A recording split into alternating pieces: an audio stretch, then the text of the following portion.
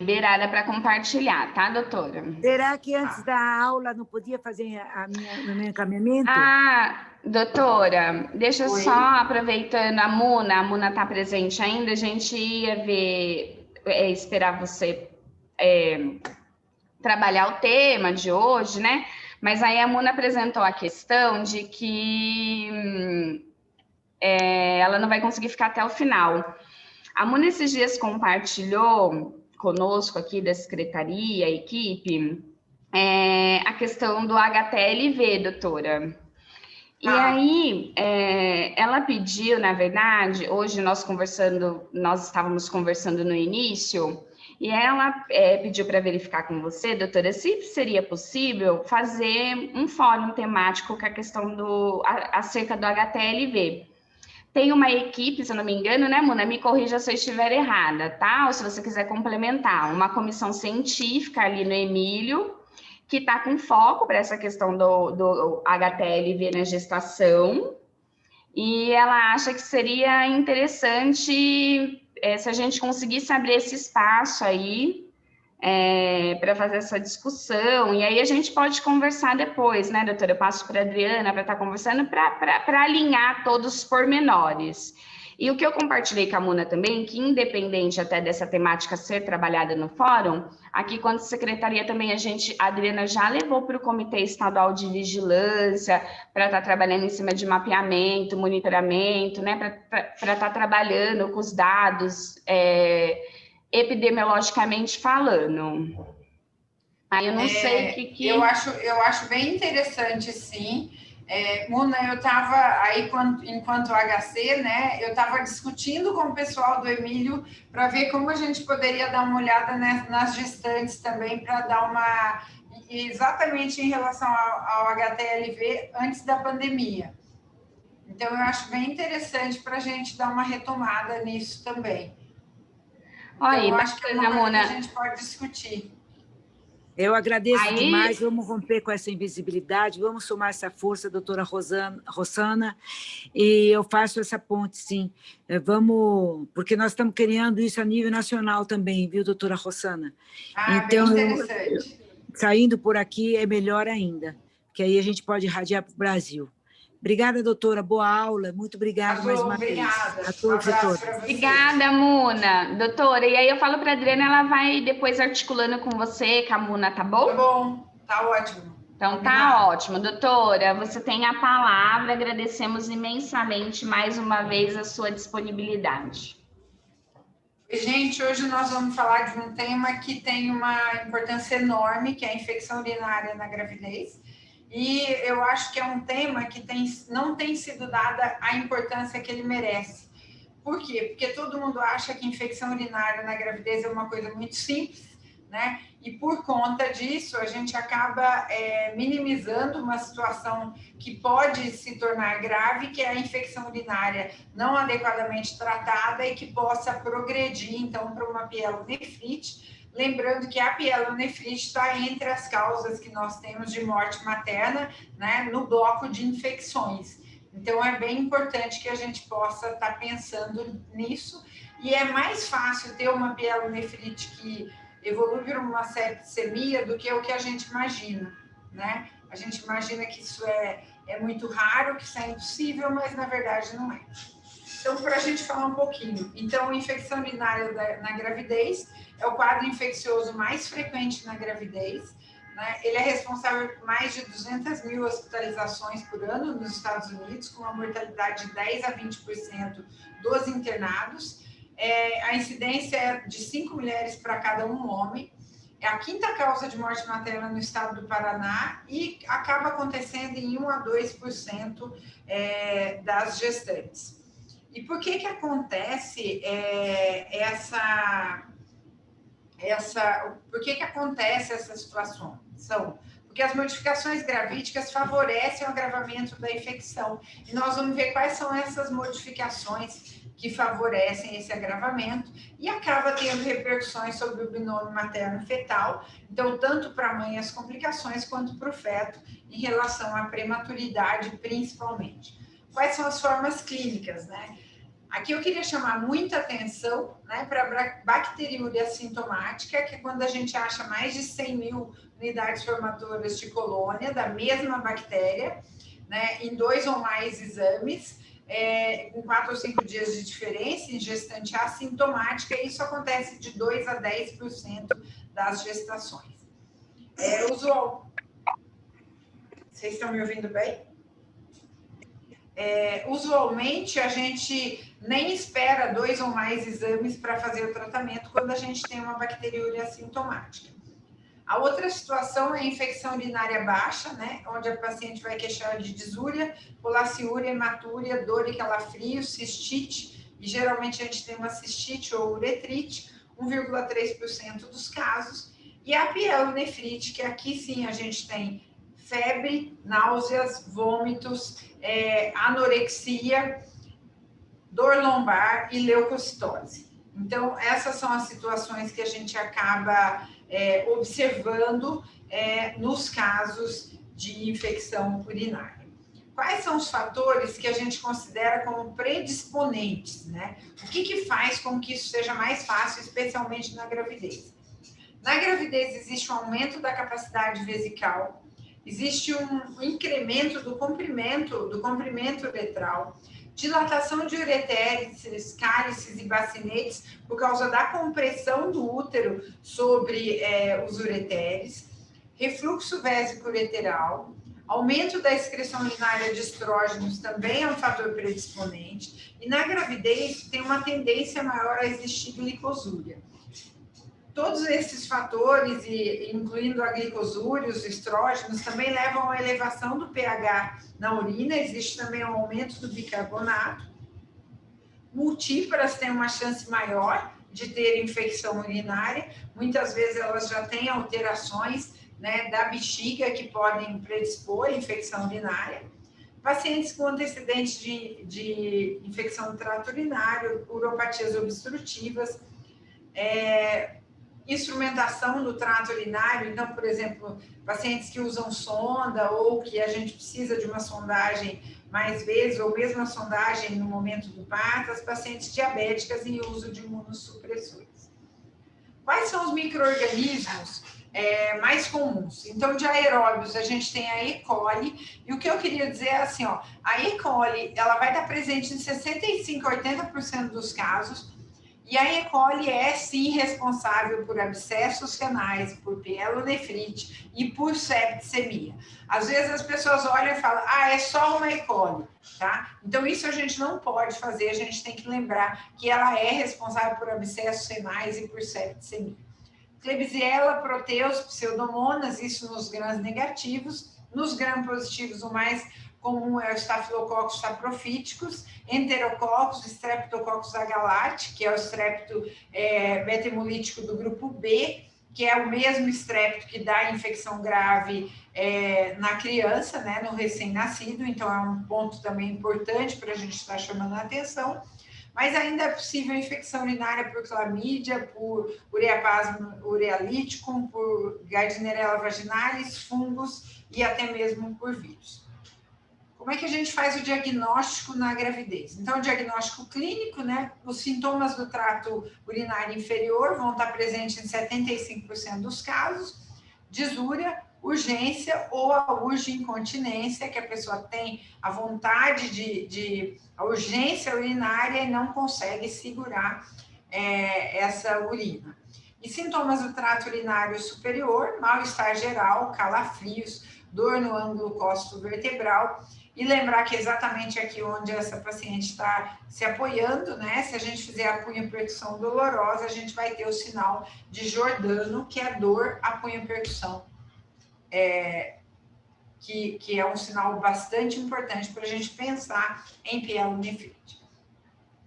Diagnóstico laboratorial, então mais de 100 mil unidades formatoras de colônia, Na urina 1, o que a gente vê? Leucocitúria, piúria, cilindros leucocitários, a gente pode ver nitrito positivo. Então, tem alguns outros pontos que a gente pode estar olhando na urina 1, mas principalmente quando a gente vê leucocitúria. Lembrar que se a gente vê cilindros e se a gente vê também hematúria, a gente tem que pensar numa infecção urinária alta, e aí a infecção urinária alta é a pielonefrite.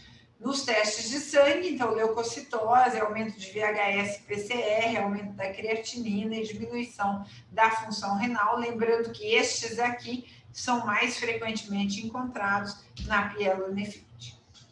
Diagnóstico complementar, a ultrassonografia renal, tomografia e ressonância magnética, a gente vai ter a indicação delas apenas nos casos que não respondem à antibiótico terapia após 48 horas de início desse antibiótico.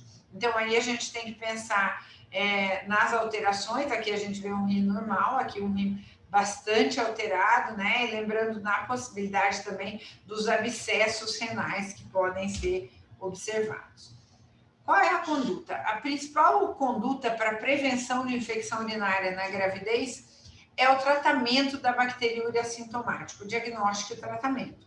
E esse diagnóstico ele deve ser feito na primeira consulta de pré-natal, idealmente se diz entre 12 e 16 semanas, repetindo-se esse exame no terceiro trimestre. Por que se coloca que o exame deveria ser feito de 12 a 16 semanas? Geralmente, nessa idade gestacional, se nós temos uma bacteriúria negativa, o risco de uma nova bacteriúria assintomática ou mesmo de uma infecção urinária mais grave vai ser de 1 a 2%. Agora, se for positiva, nós vamos fazer o tratamento da bacteriúria assintomática, lembrando que, no mínimo, nós vamos ter que repetir esse exame trimestralmente, mas considerando até a repetição mensal, caso persista essa bacteriúria e também caso essa paciente já tenha uma história de infecção urinária de repetição. Por que é importante essa prevenção da bacteriúria assintomática? Porque é a forma que nós temos para evitar a progressão para a pielonefrite ou mesmo para a infecção urinária baixa. Existem algumas propostas de tratamento com 1 dia só de tratamento ou 3 dias. A gente aqui ainda utiliza o tratamento convencional de 7 a 10 dias. E aqui estão as opções que a gente pode estar usando de antibiótico. Só lembrando que a nitrofurantoína a gente deve evitar no primeiro trimestre, porque se o feto tiver deficiência de G6PD, pode levar a uma anemia hemolítica. A amoxicilina, então, de 500 de 8 em 8 via oral, a ampicilina 500 de 6 em 6 via oral, cefalosporina, cefalexina 250 de 6 em 6 horas via oral, e o sulfametoxazol mais trimestoprim, só lembrar que ele deve ser usado no segundo trimestre, né? No terceiro trimestre deve ser evitado, porque ele pode aumentar, ele pode levar à hiperbilirrubinemia. Estou colocando aqui para vocês várias possibilidades de tratamento, porque eu queria lembrar que, assim, em alguns locais, alguns medicamentos já não fazem tanto efeito. A gente usa a cefalexina bastante aqui em São Paulo, mas em Ribeirão Preto existe uma resistência bacteriana bem conhecida já, a cefalexina. Então, a cefalexina não é a primeira escolha em Ribeirão Preto. Então, a gente tem que dar uma olhada também, ter uma ideia de onde a gente está, isso tanto a nível hospitalar quanto da cidade que a gente está, porque alguns antibióticos já podem ter se desenvolvido uma resistência a esse antibiótico. E aí a gente chama a atenção da importância de que, apesar de sim, né, ser possível o diagnóstico usando urina 1 e urocultura, urina 1 a gente sempre deve pedir a urocultura com antibiograma, para que a gente possa, no caso de uma recidiva, né, no caso do tratamento não ser eficaz, a gente saber ter um guia para qual antibiótico a gente vai usar, e também para que a gente possa escolher melhor o perfil do antibiótico que nós vamos estar utilizando. Queria dizer para vocês que, claramente, o tratamento antibiótico é efetivo para reduzir o risco de pielonefrite na gravidez, e existe uma aparente redução de partos prematuros. Lembrando que a infecção urinária é um dos motivos que a gente pode ter parto prematuro. Então, é bem importante que a gente faça esse tratamento, tanto da infecção urinária baixa quanto da bacteriúria assintomática, principalmente com esse objetivo de reduzir a pielonefrite na gravidez. Existem alguns questionamentos que as pessoas fazem, que eu quis trazer aqui para vocês. Um deles é quais as consequências de uma infecção de trato urinário não tratada no início da gestação, e aqui eu incluo também a bacteriúria assintomática. A gente vai ter que 2 a 7% das gestantes que apresentam bacteriúria no primeiro trimestre da gestação, caso não tratadas, 20 a 30% delas vão para a pielonefrite aguda. Então, se a gente tem que 2 a 7% dessas gestantes tem bacteriúria no primeiro trimestre e 20 a 30% delas vão desenvolver pielonefrite aguda, se a gente pensar em 20% de 7, né, nós vamos ter 1 ou 2 casos que vão evoluir, destes casos não tratados, que vão evoluir para a pielonefrite aguda.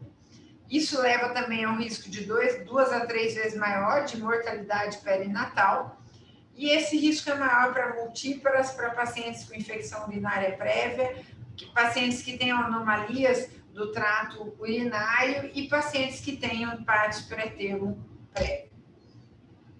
Lembrando que a infecção, né, então a gente vai chamar quando a gente tem mais que 100 mil unidades formadoras de colônia por ml, sempre que for menor que 10 mil, a gente considera... Oi, eu acho que tem alguém com o microfone aberto. Fechou? Tá.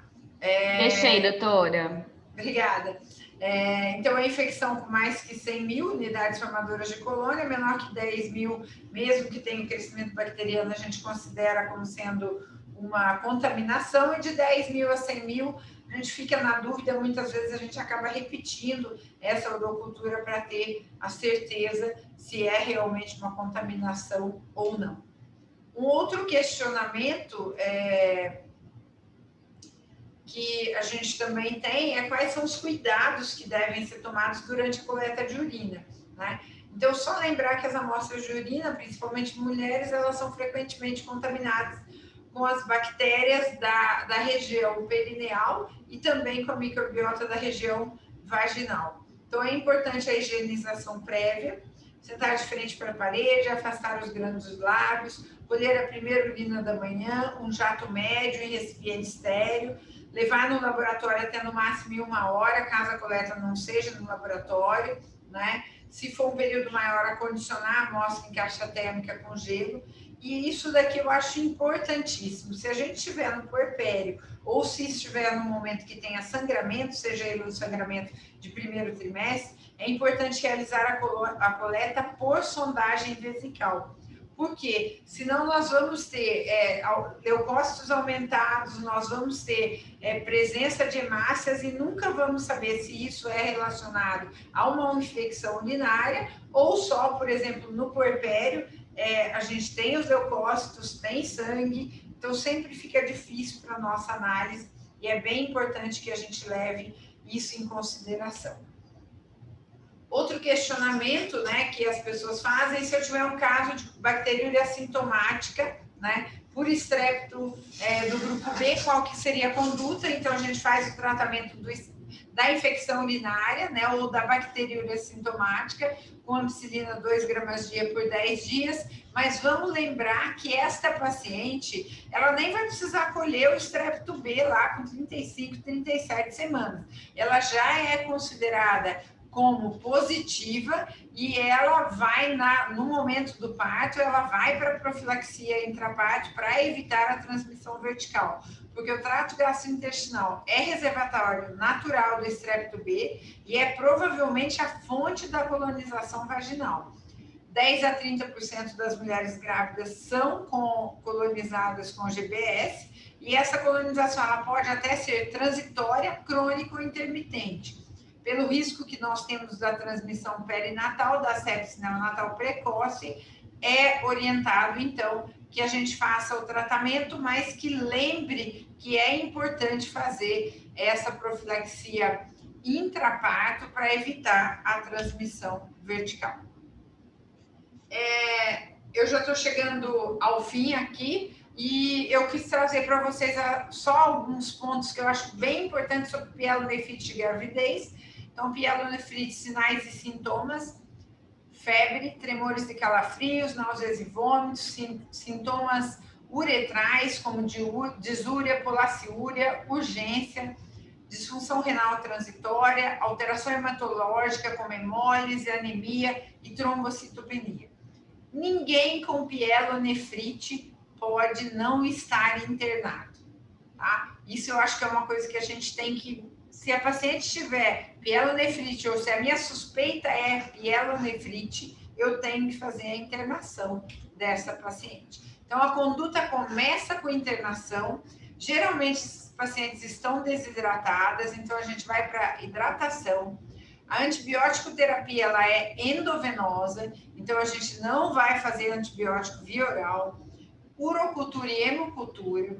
Precisamos olhar creatinina sérica e hemograma, principalmente a creatinina, porque frente a uma pielonefrite, nós podemos sim ter alterações renais e a gente pode fazer a mudança para antibiótico terapia por via oral 48 a 72 horas depois que a paciente está afebril.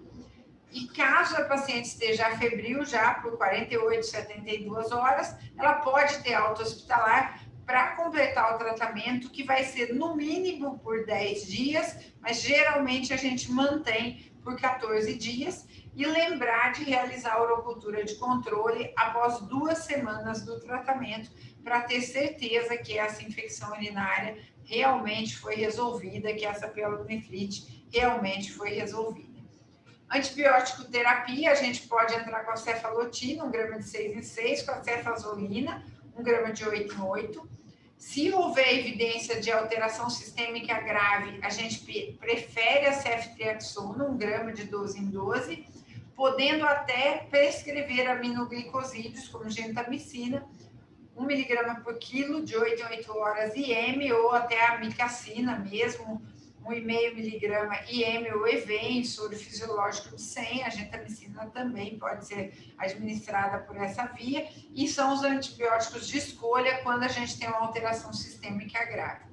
A gente acaba usando muito mais a ceftriaxona, podendo progredir para um aminoglicosídeo se houver necessidade. Paciente afebril por 72 horas ou por 48 horas no mínimo, tá? Antibiótico pode ser passado para via oral por 10 a 14 dias. Um último ponto que eu queria estar trazendo para vocês aqui é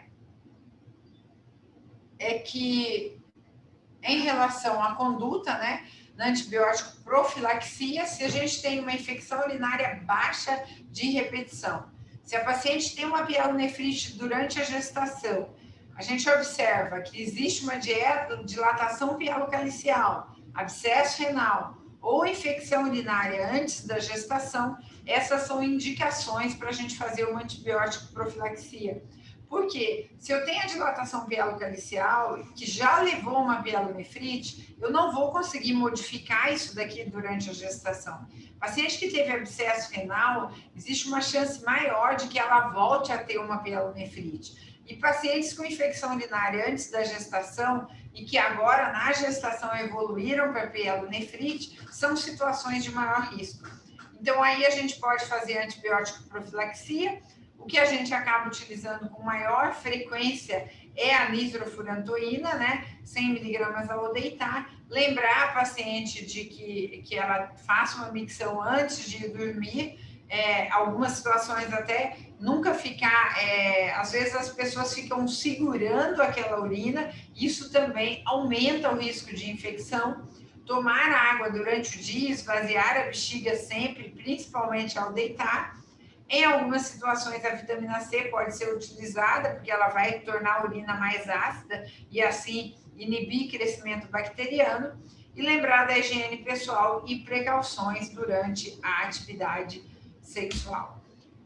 Como conclusão, eu queria dizer para vocês que a pielonefrite na gestação, ela é importante pela evolução, por vezes essa evolução ela é desastrosa, é possível a evolução para a sepse, quando existe abscesso, com a evolução para a sepse, isso costuma ser uma coisa bastante rápida, então é bastante preocupante que a gente tenha essas alterações, é prevenível, principalmente quando a gente tem uma bacteriúria assintomática, então por isso que é tão importante que a gente inclua no segmento de pré-natal a urocultura, porque é a urocultura que vai nos dar esse diagnóstico de bacteriúria assintomática, e o tratamento com antibiótico, ele é a principal ferramenta que nós temos para evitar essas complicações. Tá? Então, era isso que eu tinha para estar colocando para vocês, de uma forma rápida aqui, para que a gente ainda possa ter um tempo para a gente fazer alguma discussão. Obrigada, doutora. Não sei se alguém tem alguma questão. A Cláudia, você consegue ver o chat aí, doutora? Consigo sim. Ela faz uma observação, né?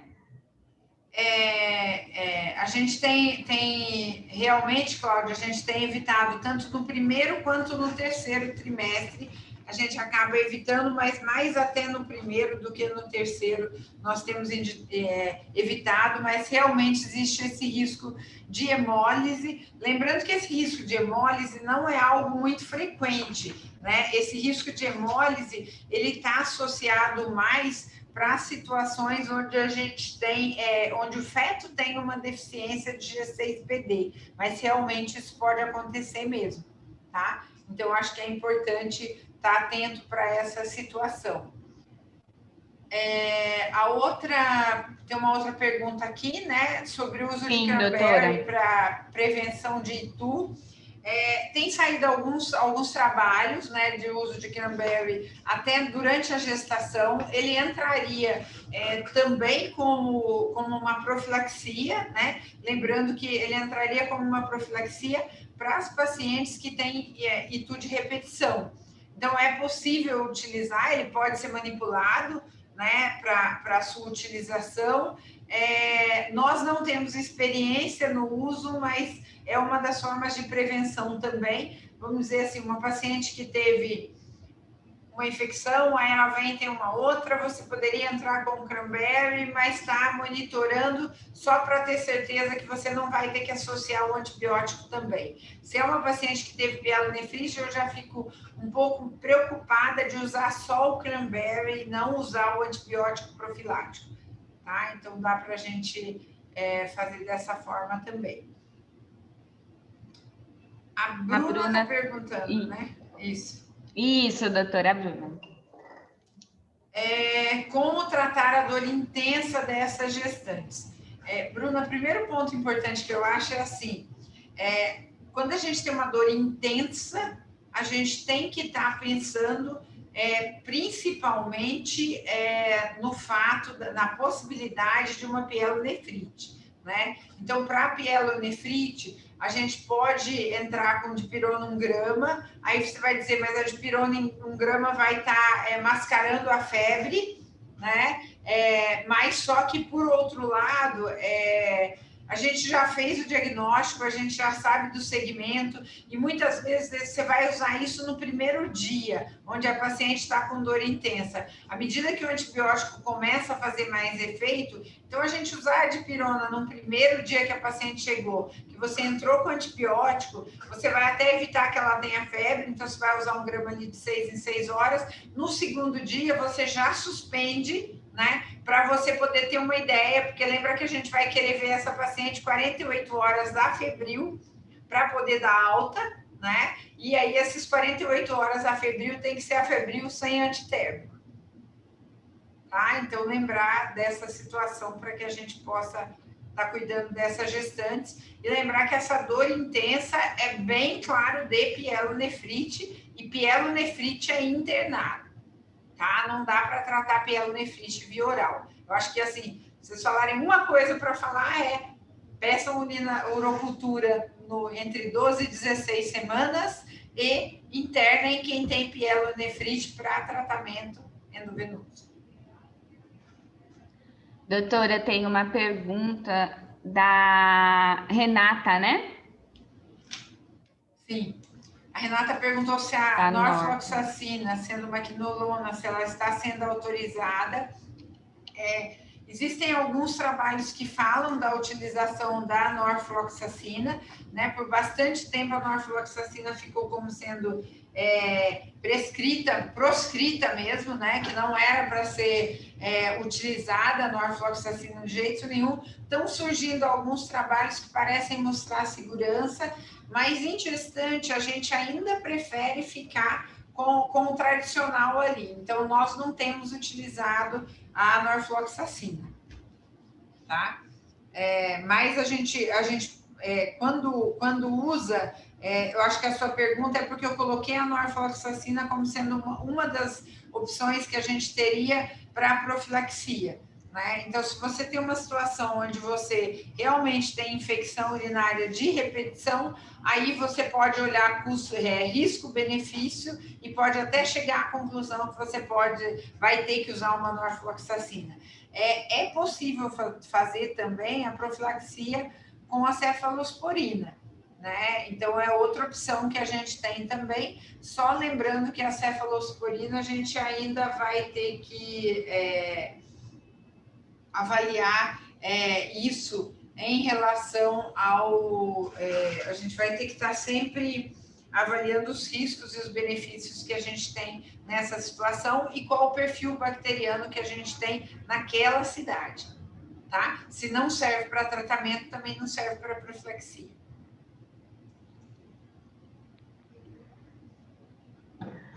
Não sei se alguém tem mais alguma questão. Ó, Marina colocou uma questão no chat, doutora. Tá conseguindo visualizar aí? Só um minutinho, saiu um pouquinho aqui, mas eu já... mas eu coloco aqui, ó. Aqui. Considera a cefuroxima uma boa opção para completar o tratamento VO para casa nos casos de pielonefrite? Quais outras opções? Marina pergunta. Marina, a cefuroxima pode sim, né, ser uma boa opção para a gente estar usando para completar esse tratamento, especialmente se a gente acabou usando o ceftriaxone, né? Então, se você usa uma cefalosporina, o ideal seria que quando essa paciente vai para casa, ela continue então utilizando uma cefalosporina também. Então, eu acho que pode ser uma boa ideia, assim, a gente poder estar trocando também por uma outra cefalosporina, né? Quando a gente... As opções que a gente tem para tratamento via oral, a gente vai acabar ficando tanto com a cefalosporina, quanto com a amoxicilina, aquelas mesmas... as mesmas situações que eu coloquei para vocês em relação ao tratamento via oral, né? Então, a gente acaba usando exatamente aqueles que a gente tinha colocado. Então, a amoxa, o clavulonato, a nitrofurantoína, essas mesmas que a gente utiliza. E aí, lembrando que a gente tem uma vantagem, né? Na hora que a gente vai completar esse tratamento VO para os casos da pielonefrite, que a gente já vai ter urocultura, o resultado da urocultura, né? Porque pielonefrite geralmente tem febre, então a paciente já vem, você já colheu a urina urocultura, iniciou o tratamento, para ela ficar 48, 72 horas afebril, já vai ter saído o antibiograma, que pode estar nos ajudando também na escolha do medicamento para a gente usar em casa. Perfeito, doutora, muito obrigada. A por enquanto não apareceu nenhuma outra questão aqui no chat. Alguém tem alguma pergunta? Quer trazer alguma contribuição? Fátima, não tinha te cumprimentado. A Fátima de Bauru, tudo bem? A Bruninha já tinha visto, né? Não sei, se alguém quiser trazer alguma questão, fazer alguma pergunta para a doutora. Nenhuma questão? Tudo bem, gente? Acho que... A Bruna falou Dani e não falou mais nada. Ela tá me chamando. Ó, ela tá colocando, doutora. Vai colocando aí, Bruninha, pode ficar tranquila. Eu acho doutora, que um pouquinho... Pode falar. Não, pode falar você. Não, um pouquinho antes de você chegar aí, você traz a questão da pielonefrite, a questão da prematuridade, a gente estava falando, compartilhando aqui, né, com os colegas, que esse mês é o mês Novembro Roxo, a prematuridade, né, então acho a temática bem para startar, né, essa questão da prematuridade que é um problema, né, doutora? Sim, a doutora Guta não está conosco hoje, né, bem da sexta da doutora Guta, né, os prematurinhos. A doutora Guta, ela tá meio numa correria, tá? Porque ela tá terminando de entregar a tese dela, tá? Ai, então, bacana. Por isso que ela não tá com a gente aqui. Não, a gente super entende. Doutora Bruna concluiu aqui, ó, ela traz a questão, né? Corrimento vaginal de rotina, o corrimento vaginal recorrente aumenta risco de TU e pielo.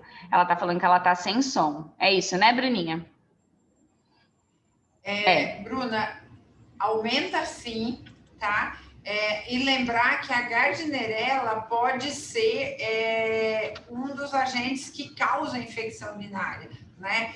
Então, e um ponto que eu acho bastante importante que a gente pense, né, é na possibilidade que a gente precisa examinar o corrimento vaginal, né? Às vezes a gente acaba achando que qualquer corrimento vaginal é candidíase, né? Então a gente precisa examinar, fazer o diagnóstico correto, ver se a gente está pensando numa Gardnerella, se a gente está pensando numa candidíase, numa tricomoníase, e aí fazer o tratamento.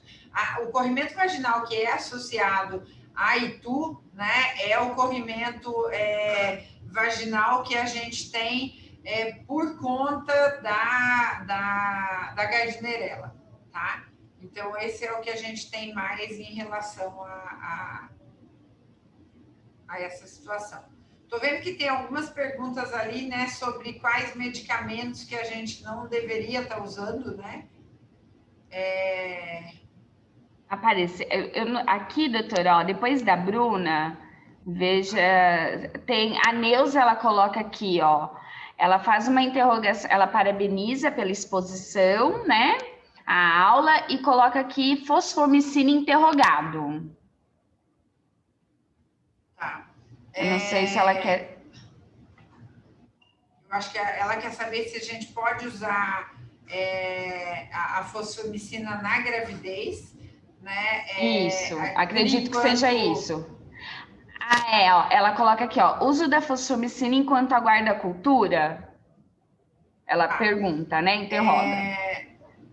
A fosfomicina, quando a gente olha a fosfomicina aqui, né? O que a gente tem de avaliação da fosfomicina é que ela não é um antibiótico adequado em dose única para tratamento da infecção urinária em mulher, tá? Estudos animais não mostram que possa ter uma fetotoxicidade, tá? Mas ela não é indicada ainda durante a gestação, tá? Não tem evidência de que possa trazer algum efeito adverso fetal ou materno, mas o que se tem é que o número de casos avaliados ainda não é suficiente para que você possa estar orientando. E aí, como é que a gente trabalha com isso, né? Quando a gente não tem exatamente, a droga não foi avaliada ainda num número grande de pacientes para que ela possa ser liberada para o seu uso na gestação, isso significa o quê? Que você deve utilizar sempre outros medicamentos, tá? Que já têm segurança. Então, por exemplo, enquanto eu aguardo a cultura, não tem jeito. Se eu tenho um quadro clínico importante, eu vou entrar com antibiótico, tá? E aí eu vou entrar com a cefalexina, ou vou entrar com a amoxicilina, ou vou entrar com a ampicilina, eu vou entrar com esses antibióticos mesmo, e aí se a urocultura vier negativa, eu vou suspender, se a urocultura vier positiva, e aí eu fico com duas situações, né? Vamos dizer assim, eu entrei com a cefalexina, a urocultura veio dizendo, e a gente tem que pedir a urocultura com um antibiograma, veio que é resistente à cefalexina. Mas a paciente melhorou, tá ótima, tá tudo bem. Eu posso até completar a cefalexina mesmo, só prestando atenção que se ela tiver uma recorrência, eu não volto para a cefalexina, tá? Então, essa é uma possibilidade. Saiu que é resistente à cefalexina, né? Então, o que eu vou fazer? Eu vou fazer a troca desse antibiótico se a paciente não estiver melhorando. Mas a gente entra com o medicamento pelo quadro clínico materno, tá? E não pelo resultado do exame. Lembrando que como a gestante pode ter uma evolução, né, ruim para essa situação, é importante que a gente avalie dessa forma. E aí, doutora, a Maria Alice, ela coloca o quanto essas medicações prejudicam o feto. Essas medicações que eu coloquei, Maria Alice, essas que a gente citou aqui, né, são medicamentos que são considerados classe B ou C. O FDA deixou de classificar os medicamentos como A, B, C, D e X, né? Mas é o que a gente antes chamava de medicamentos classe B ou C. Classe A, praticamente não existe ninguém que não causa problema nenhum, né? Classe B são medicamentos que já foram tão usados com tanta frequência na gestação e ninguém percebeu alteração nenhuma, tá? Então, quando a gente fala da cefalexina, da amoxicilina, esses são medicamentos que a gente vai chamar de medicamentos classe B, tá? Ampicilina. Agora, tem outros medicamentos que a gente vai dizer assim, por exemplo, a gentamicina. A gentamicina em altas doses pode ter ototoxicidade, pode ter alteração renal para o feto, tá? Então, ele seria um medicamento que a gente vai dizer o quê? Que ele só pode ser utilizado quando os benefícios são maiores do que os riscos. E aí vamos pensar assim, se eu tenho uma infecção urinária que não respondeu ao meu tratamento inicial, tá? Existe um risco grande da gente ter uma piora dessa infecção urinária, ou mesmo numa situação mais grave. Estou tratando uma pielonefrite, entrei com ceftriaxone, 72 horas depois a febre não passou, o leucograma continua ruim, e eu resolvo entrar então com uma gentamicina.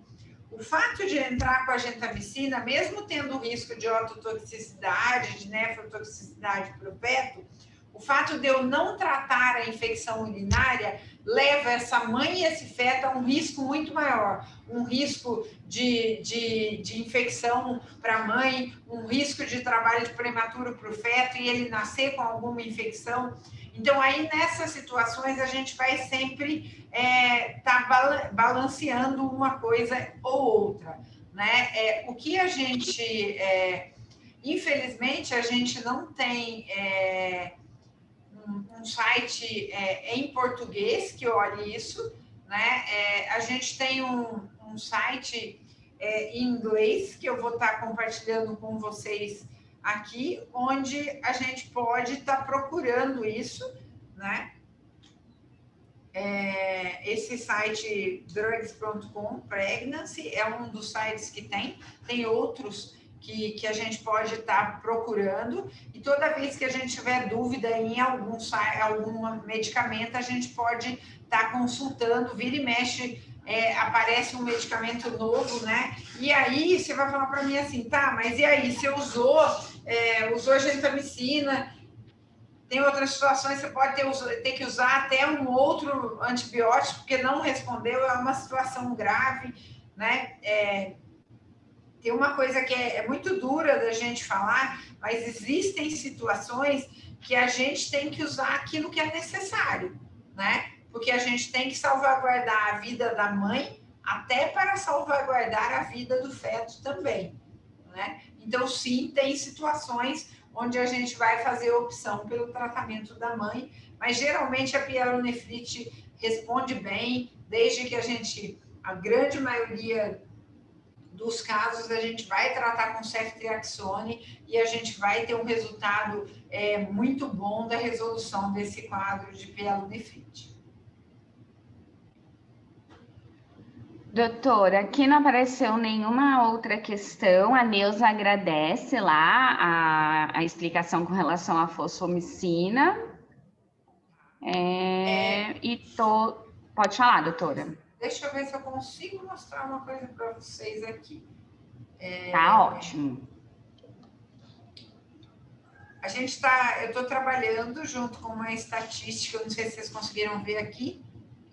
Tá dando para ver, doutora, tá compartilhando. A gente está começando a construir um observatório obstétrico brasileiro, tá? A gente está começando a trabalhar com isso, então nós estamos trabalhando com dados do SINASC, e aí a gente consegue dar uma olhadinha de como é que está a prematuridade, né? Ele não pega todos os anos ainda, porque são os anos que estão disponibilizados pela Fiocruz, né? Mas a gente queria compartilhar com vocês, assim, os dados de prematuridade que a gente acha melhores, são esses dados aqui,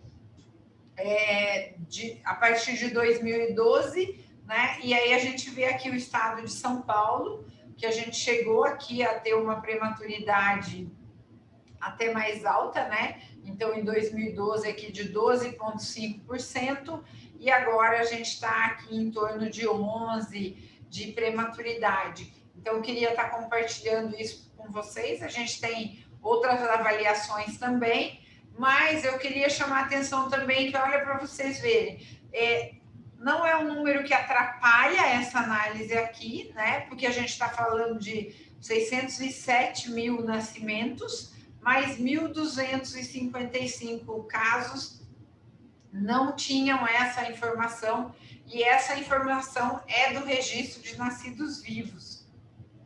Então, acho que é bem importante a gente colocar que mesmo no registro de nascidos vivos, a gente acaba tendo dados faltantes, né? Nós vamos estar avaliando isso em relação à anomalia congênita, também a gente vê essa situação, né? Aqui, mais dados faltantes ainda, tá? 65 mil dados faltantes, significa que não está escrito se é sim ou não. E aí, muita coisa, né, doutora? Muita coisa. Então, eu estou dividindo isso com vocês, né, para a gente poder... consulta de pré-natal faltante também, sem o dado, é bastante, né? Sem ter esse dado. Sim. Então, eu estou dividindo doutora, isso com vocês. A gente consegue, pelo que eu entendi, vocês estão trabalhando no observatório, mas assim, ele está aberto para consulta, a gente consegue acessar? Consegue acessar, sim. Né? Bem bacana a iniciativa, doutora. Acho que facilita bastante, né, a nossa busca por informações, visualizar dados, né? A nossa ideia inicial, a gente começou trabalhando, então, você tem no Brasil, né? E aqui em cima são as tabelas, embaixo os gráficos, né? A gente está trabalhando também com classificação de Robson, né? Tudo que a gente consegue tirar do SINASC, né? Aqui dá para escolher o grupo, então, por exemplo, no grupo 2, a gente consegue ver o que foi parto induzido e o que foi cesárea direto. Então, assim, é algo que a gente ainda está trabalhando, tá? Eu só vou perguntar para a Agatha se eu posso estar compartilhando com vocês, para que vocês já possam estar olhando, ou se ela acha que ainda tem alguns detalhes para a gente estar corrigindo.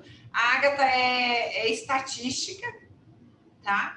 E a gente acabou montando esse observatório, que eu acho que vai ser bem interessante para a gente poder olhar. Legal, doutora, achei fantástico. O pessoal aqui também, a Carla também já perguntando sobre acesso, aí depois você compartilha conosco, né? Porque a gente não tem mesmo, né? Esses repositórios de dados, onde você consegue reunir um número bacana de informações, e então, bem legal, doutora.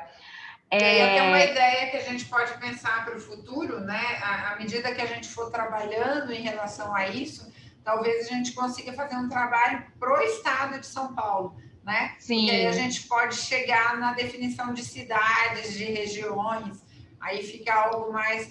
Porque a nossa ideia de montar o observatório foi porque o que a gente acha é que as pessoas precisam ter um acesso maior, né, a dados para poder fazer planejamento. Com certeza, doutora. É aquilo que a gente sempre... É difícil fazer um diagnóstico se eu não tenho um número. O que é a situação no real, né? Doutora, tem uma pergunta aqui da doutora Sônia Raquel, acho que é a doutora Sônia Raquel do município, né? Da Coordenação de Saúde da Mulher do município de São Paulo. Ela pergunta se você poderia falar um pouco da concomitância de ITU e calculose renal em gestantes. Aí ela cita aqui aquela questão da hematúria e agradece. Oi, doutora Sônia, muito bom ter a senhora aqui com a gente, né? O que a gente vê? Cálculo renal é bastante... a gente tem uma frequência que não é aumentada na gestação, né? Então, não aumenta do que a gente olharia, por exemplo, em mulheres com a mesma idade, tá? Mas o cálculo renal é um fator de risco importante, tanto para ITU quanto para pielonefrite. E aí, se a paciente tiver uma infecção, por isso que quando a gente fala a paciente que tem a pielonefrite, ou mesmo a paciente que tem ITU de repetição, ela precisa da ultrassonografia. Paciente que teve a primeira infecção urinária, a primeira bacteriúria assintomática, a gente não vai fazer a ultrassonografia, até por uma questão de custo e também de benefício, né? A gente não vai ter benefício, porque a maioria das pessoas vai ter uma avaliação normal. Agora, quando a gente começa a ter infecção urinária de repetição, ou quando a gente tem uma paciente com pielonefrite, aí passa a ser interessante a gente realizar uma ultrassonografia, porque a gente pode estar frente a uma paciente que tem cálculo renal. E se a paciente tem um cálculo, necessariamente ela vai precisar desse antibiótico profilático, né? Em algumas situações, a gente já teve até necessidade da gente passar duplo J em paciente com cálculo renal importante, né, para permitir, então, a drenagem dessa urina, para evitar essa dilatação pielocalicial e mesmo para o tratamento dessa infecção urinária. Então, é importante ter isso também no pensamento. E lembrar que se a gente tem hematúria e se a gente tem cilindros também é um sinal de que a gente pode ter cálculo renal, e aí, ou mesmo uma infecção alta, e nessas situações a gente pode também estar realizando a ultrassonografia. Só tomar cuidado para a gente não sair pedindo a ultrassonografia para todo mundo, né? Porque aí vai onerar muito o sistema e a gente vai acabar não tendo para quem precisa mesmo. Mas se a gente tem suspeita de cálculo renal, eu acho importante a ultrassonografia, até para a gente poder guiar a antibiótico terapia profilática. Doutora, acho que é isso. A Bruna parabeniza lá, acha ótimo também o observatório obstétrico, então estamos aí na expectativa, viu, doutora? Não esqueça de compartilhar conosco. A Márcia fala, né, dos dados também, que são bem importantes, a doutora Sônia Raquel agradece. Obrigada, gente. Desculpa o atraso. Na verdade, o meu celular ficou sem bateria, não carregava, não conseguia pegar o link novo. Eu só tinha o link antigo. Tá bom? Tem essa questão do link, né, doutora? E é bom, mas deu tudo certo. Todo mundo, né? Ninguém esquecer que o link cada mudou. Eu coloquei aqui, eu não sei se todo mundo... Ah, então tá ótimo. Espero que todo mundo tenha tenha aí já anotado. A gente também dispara nos grupos. Eu vou pôr ele de novo aqui embaixo, tá, gente? Esse é o link novo, tá? Só porque se alguém entrou depois não perder. Tá bom, gente? Nós tivemos essa alteração aí dos links, né? Doutora, nós agradecemos mais uma vez imensamente a sua participação aí, representando toda a equipe do HC. Agradece a parceria no trabalho, né? Que com você e toda a equipe aí que a gente está conseguindo manter o espaço, junto com todos que estão aí com a gente nessa jornada aí desde o meio do ano. Começou com Covid e agora tem aí vários temas, tá bem legal, bem bacana. Agradecemos a participação de todos que estiveram conosco aqui nessa tarde. Terça-feira que vem, então, a gente até colocou, né? Terça-feira que vem tem o tema aqui que a gente colocou já, né? Deixa eu ver. É um caso de óbito materno. Isso mesmo, doutora. Ó, caso de óbito materno, a doutora Maida, né, da Baixada. E é isso. Aí a doutora Rossana colocou aí, ó. A doutora Rossana colocou aqui o link de novo. Então, terça-feira que vem nós nos encontramos.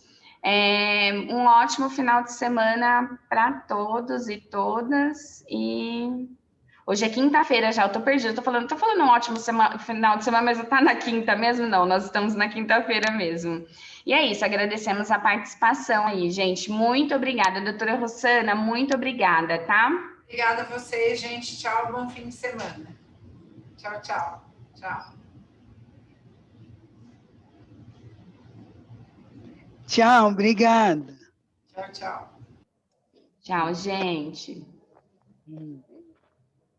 Obrigada. Obrigada, foi muito boa. Alice. Tchau. Que bom. Tchau. Tchau, excelente. Tchau. Obrigada. Obrigada, Isabel. Tchau. Tchau, querida. Obrigada.